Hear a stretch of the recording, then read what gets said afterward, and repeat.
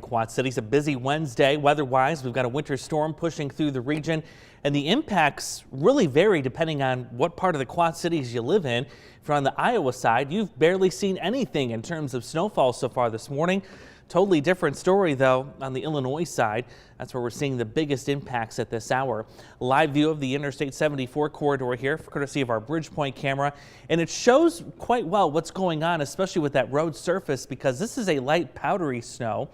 And what's happening is it is compacting and turning into a little bit of ice. And you can see that sheen here on the roadway at times. Also notice traffic is a little bit slower than it usually is as well. So allow yourself a couple of extra minutes to get into work or school today. We've now got about a dozen closings or delays scrolling at the bottom of your screen. And of course at WQAD.com. Most of those are on the Illinois side of the river for us this morning.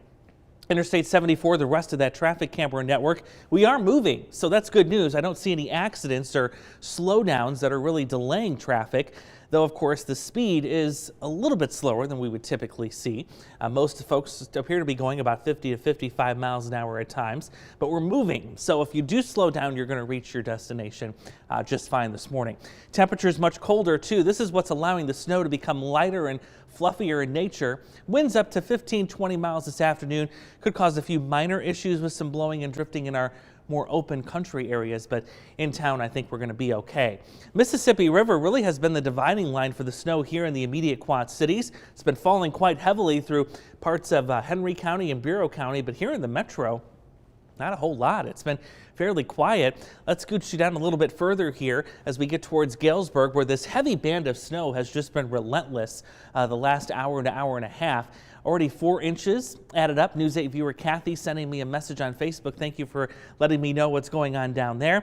You can also send me a message too about what's going on in your hometown, because we're going to need the snowfall reports here in the next couple of hours. Here's the back edge of the snow approaching the Mississippi River. And what's happening is, why the Illinois side is getting most of the snow, strong area of high pressure really bringing in some dry air and kind of eating away at the western extent of this snow. So the snow will continue for the Illinois side for the remainder of the morning hours. Here is how much is yet to come on top of what's already fallen. So a sharp drop off. If you go Quad Cities points to the south and east, heaviest totals from Princeton just south of Kewanee towards Galesburg, where you're expecting another 3 to 6 inches of snow. And with 4 inches already on the ground here, yeah, that's going to put you close to that original target of about 6 to 9 inches total. So much lighter amounts as you head to the north and the west. Fewer problems up here, more problems as you head off to the south. Let's go through future track. Going to be a break in the snow come early afternoon, especially for our Iowa counties. And even in the Illinois side, we get a break into the early evening.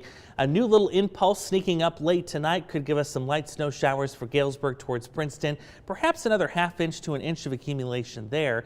It'll still remain light and fluffy because you see temperatures remaining towards 10 degrees or so.